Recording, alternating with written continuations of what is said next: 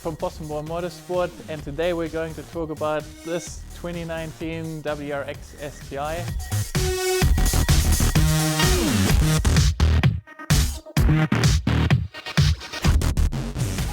The customer's goal was to maximize the power output on the factory engine, still keep it very drivable, and also improve the braking and handling side of things. So now with this in mind, we chose our Stage 7 upgrade package for the performance side, and then added a couple high quality suspension components, as well as upgraded brake pads and braided brake lines to complete the package, the handling and braking side. So the Stage 7 PBMS upgrade package, why did we choose it? Simply because that gives you, the customer, the biggest gains on your factory engine, as we are improving both the intake side, the exhaust, the cooling of the air, to make sure this is a very powerful and reliable package that you can just bolt onto your existing engine.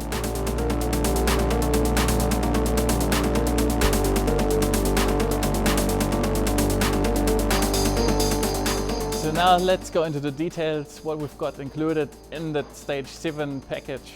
On the intake side, we're significantly improving the flow to the turbocharger, and we're doing this with a Cobb cold air intake that has already been fitted. We have a large pot filter inside, and then we'll carry on from here with a Perrin turbo inlet pipe that is much larger in diameter than the factory part. Also, we have opted to use the IAG TGV Delete Kit here, as the factory TGV tumblers are fairly restrictive. They have valves inside, and also the flow characteristics aren't the optimal.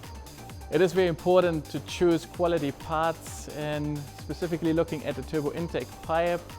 If you are using a low quality intake pipe, it can collapse very easily as soon as the vehicle comes under boost, and then severely restricting the intake air. You're losing power, plus it creates a whole lot of other problems. So this is why we've chosen a quality Perrin turbo intake pipe for our build. Once you are significantly increasing the power, and when you are driving the car very hard, the intake air temperatures can rise a lot with a factory intercooler. So we've gone for the Process West front mount intercooler kit here, which has a really good look. It blends into the car very nicely, and you can hardly notice it from the outside that it isn't factory once the bonnet is closed. But it is a lot larger and significantly improves the cooling efficiency. And for a little bit of sound and to add to the aesthetics of the engine bay, we've also fitted a Turbosmart dual port blow-off valve, which is one of the blow-off valves that you can use with a factory airflow meter, and it's not creating problems with the tune. So now that we've got the intake side covered, we're looking at the exhaust. And starting from the engine, we've upgraded the headers to a set of PSR stainless steel single scroll headers. These headers have also been heat trapped using a quality titanium heat trap, because these stainless headers do get very, very hot. So it is important to use a very high temp heat trap. We are running an Invidia 3-inch stainless steel downpipe that is fitted with a high flow catalytic converter, and then it ends up in Invidia R400 Cat back exhaust system. So for the fuel system, obviously we have a lot more air, a lot more exhaust flow, a larger turbocharger, so we do need a lot more fuel to go into the engine as well. And we have fitted ID 1050X injectors here. They're top quality and have a great spray pattern. And then we're running the Radium surge tank, which has an inbuilt fuel pressure regulator and a Walbro 450 litre per hour pump. So there's plenty of supply to the injectors and the engine. The fuel rail plumbing has been set up parallel, so there's even distribution to all 4 injectors. Because this engine is now producing a whole lot more power, the engine also breathes more, and for that reason we've installed the Iag Air Oil Separator. This is a very clean solution. It's a contained system that doesn't require any additional maintenance. The air oil separator does not feed the oil vapors back into the intake side, where it can create issues, carbon buildup, detonation. So everything stays nice and clean and you get the maximum performance out of your engine. Okay. Because of the design of the air oil separator, you also have the benefit that you don't have to empty it, and the oil that is getting collected in here is eventually fed back into the engine, so you don't have to top your oil level up as often as you would with a catch can. The turbocharger in this application is a Blouch Dominator 2.5 XTR, and it's utilizing the smaller exhaust housing, which is 8 cm, which makes it a little more aggressive, responsive, and a little less overall power. The turbocharger is very nice and responsive. It's ball bearing and using a Garrett core. To tune the car, we have chosen ECUTEK. This is obviously a very new car, and ECUTEK provides us with the perfect software to tune these late model cars. And it also allows us to utilize additional features like launch control, auto blip, and flat foot shifting.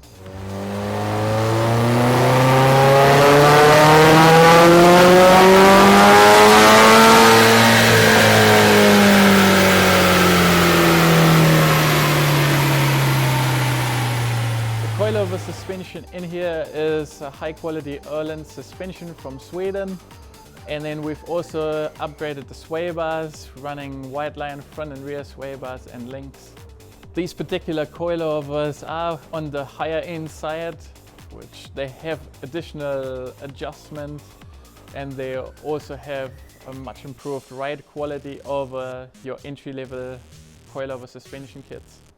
On a lowered vehicle, with changing the geometry of the suspension, you are basically reducing the function of your Swaybars, so the car will tend to move more left to right when you are cornering hard. To counteract this, we've now installed some larger diameter and stiffer Whiteline Swaybars to make the car handle just perfect.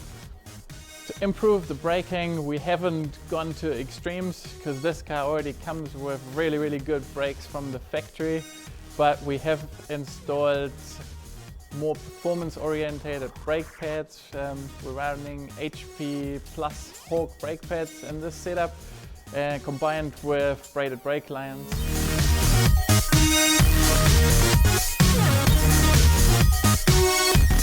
A little extra on this particular car here, because it is a track focus and it will see some track time.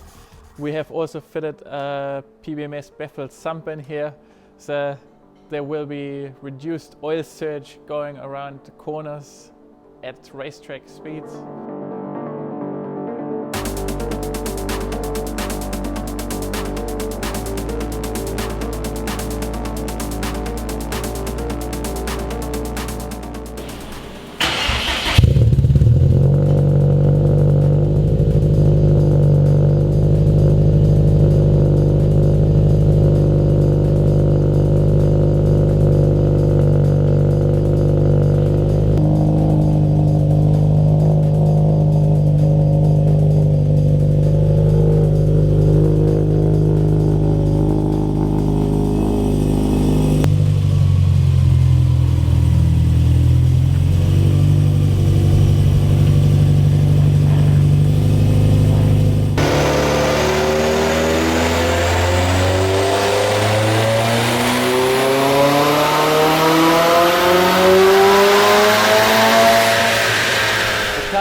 Has made a lot of power compared to a factory setup, so we're now sitting at 283 kilowatt to the wheels at 23 psi of boost, and there's still room for more once there's a forged engine in here.